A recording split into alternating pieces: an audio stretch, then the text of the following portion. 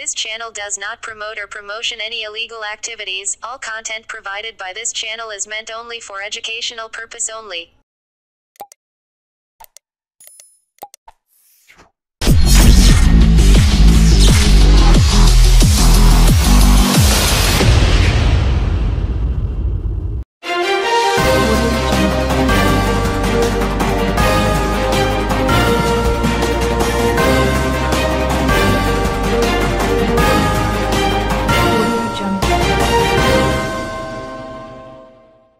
গতকাল কলকাতা নবান্নে প্রশাসনিক বৈঠকের পর নড়ে-চড়ে বসল হুগলি জেলা প্রশাসন। আজ সপ্তগ্রাম বিধানসভার ত্রিবেণী, বাঁশবেড়িয়া ও ইসলামপাড়া হল্ট স্টেশন ও ত্রিবেণী স্টেশন রয়েছে এর বিভিন্ন এলাকায় রেলের জায়গায় বর্ষায় জল জমে যাওয়ায় সমস্যায় পড়তে হয় হাজার হাজার মানুষকে, এমনকি যাত্রীদের বর্ষাকালে জল কাদা পেরিয়ে ট্রেন ধরতে হয়। একদিকে বাঁশবেড়িয়া পৌরসভা, অন্যদিকে সপ্তগ্রাম পঞ্চায়েত তাদের পক্ষ থেকে এবং হুগলি জেলা প্রশাসন থেকে বারংবার জানিয়েও কোনো ফল হয়নি। নবান্নে মিটিংয়ের পর আজ সেই জায়গা সরেজমিনে পরিদর্শন এলেন রেলের আধিকারিক, কেএমডিএ ও হুগলির প্রশাসনের কর্তারা।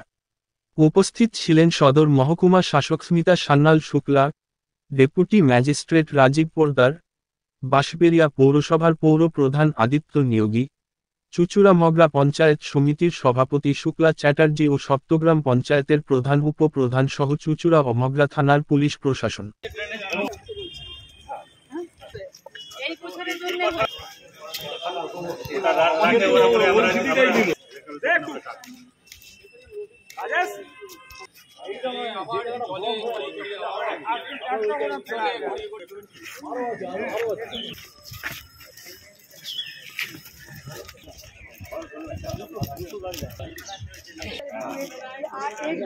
एक दिन का ना एक दिन का सोल्यूशन नहीं है, इसमें थोड़ा सा टाइम लगेगा। हम लोग कोशिश करेंगे।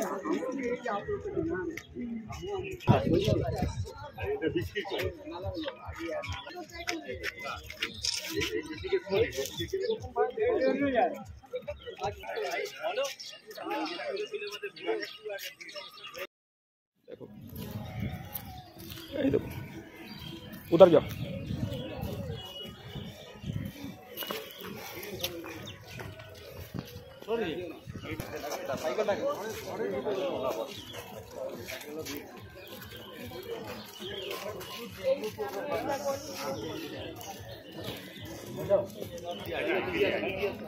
थोड़ा सा टाइम लगेगा, हम लोग कोशिश करेंगे। हम लोग आप लोग को जना रहे हैं आपका और हम लोग का এই জলটা কোথা থেকে আসছে?